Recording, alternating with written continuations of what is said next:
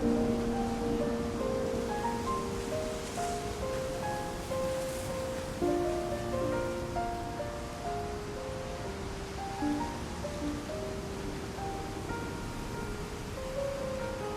the way back from Lewis's funeral, my mom told me to start packing.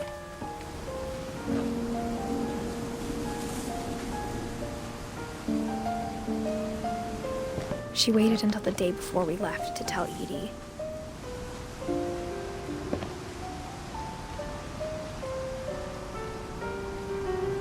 I'm not sure if she wanted to make it easier or harder.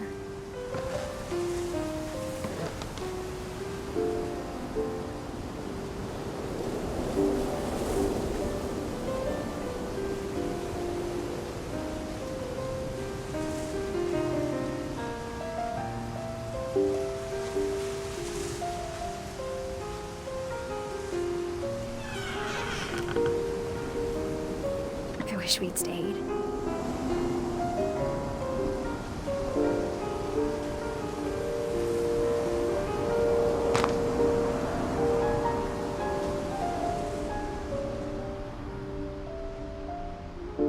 But I understand why we left.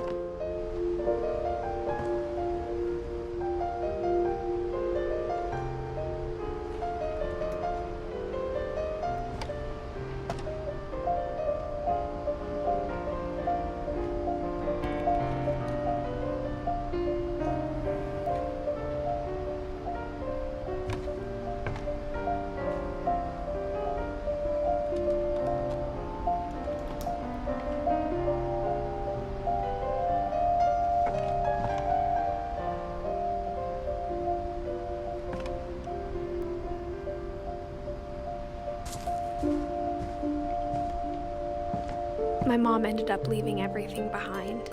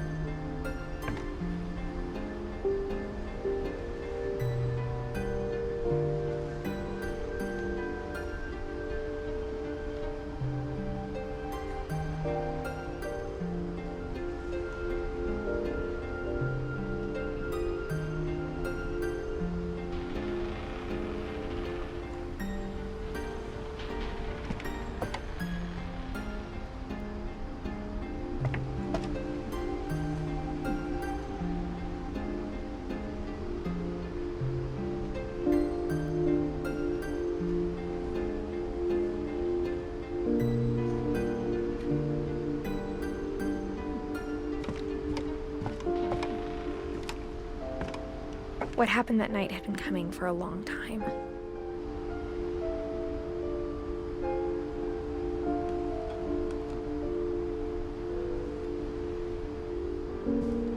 Maybe it should have come sooner.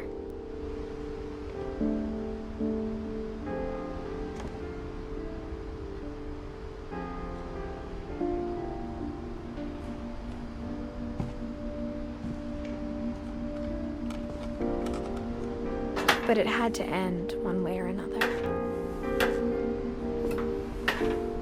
All that's left now is to tell you about that last night.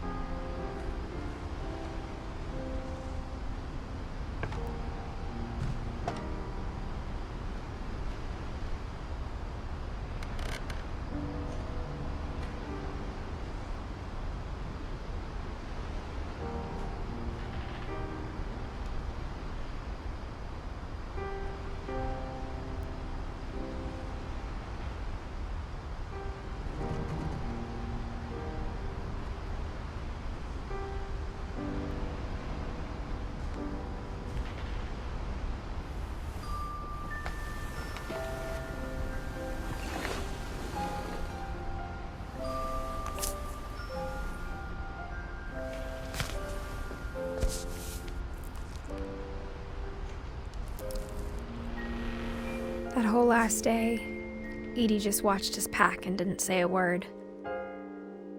Until supper, when she raised her glass and said, "To our final night together, and all our final nights apart." Grandma, you know what I said about alcohol. Some of your medications are very Edith, specific. I left a present for you in the hallway. Why don't you go open it? The grown-ups have to argue now.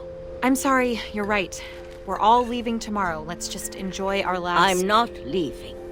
Edith, you're excused.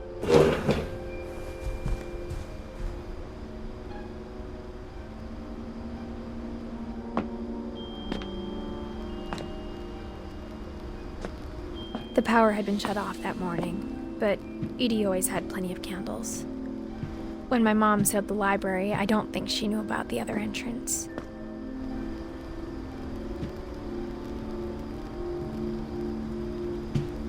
Or that Edie had a key to it.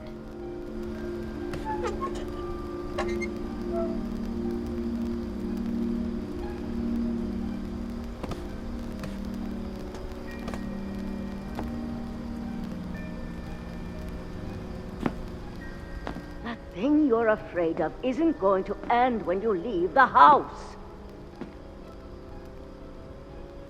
Edith has a right to know these stories.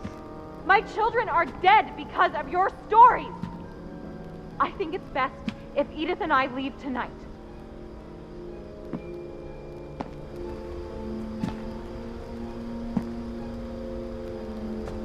We'll have the nursing home send a van for you in the morning, okay?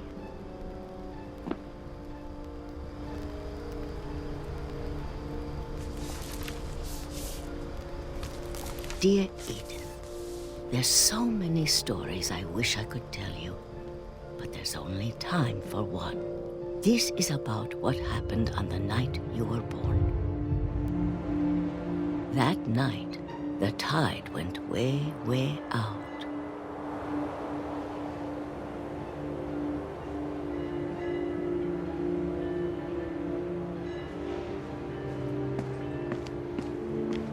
It was the first and last time I ever saw the old house aground. There'd been an earthquake out in the middle of the ocean. They called it the lowest tide in 1,000 years.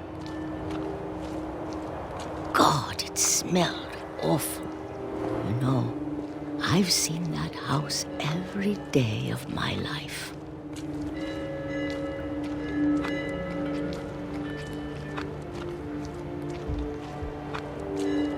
I never thought I'd go back to it. When the fog rolled in, I lost my way.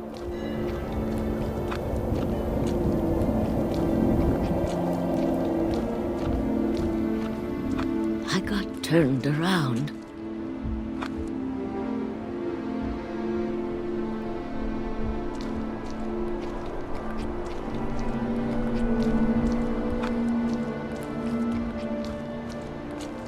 I started seeing things.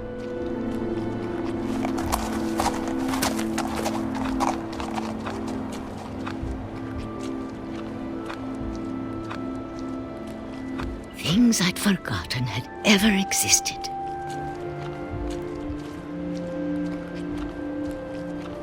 But when I saw them, they felt like old friends. That night, a lot of things came back to me.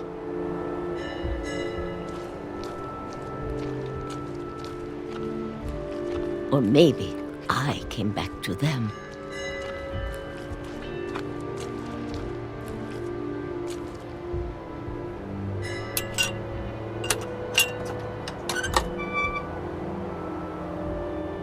Things I can't explain, but that I need you to try and... Edith, what are you doing in here? It's mine! Edith! Mom, you're gonna rip it! Let go! I kicked and screamed, but Mom dragged me to the car.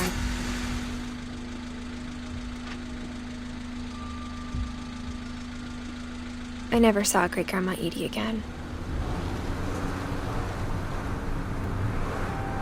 The next morning, the van came to pick her up, but she was already gone. After that, we moved around a lot.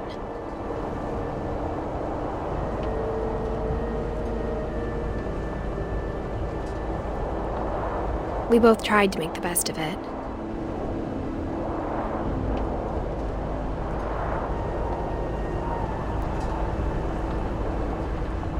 A few years went by.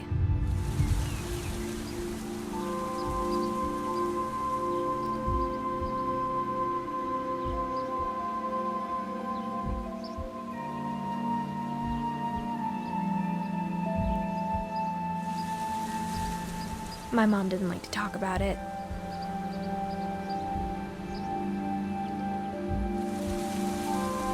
But she started getting sick a lot. The rest happened pretty quickly.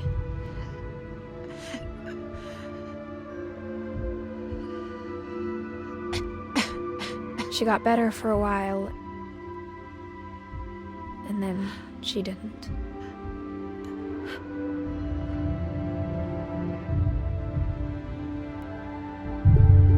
And then I was alone.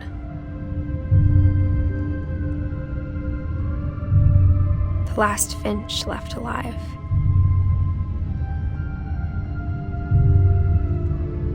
Until I found out about you. I'm still not sure what to tell you about all this. If we lived forever, maybe we'd have time to understand things. But as it is, I think the best we can do is try to open our eyes and appreciate how strange and brief all of this is. This journal was supposed to be for you.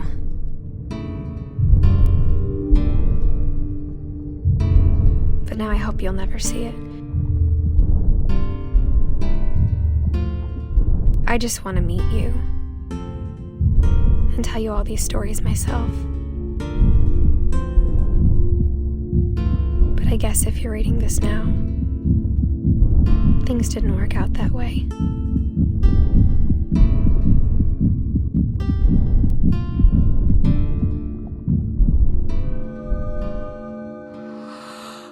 This is where your story begins. I'm sorry I won't be there to see it. It's a lot to ask, but I don't want you to be sad that I'm gone. I want you to be amazed that any of us ever had a chance to be here at all. Good luck.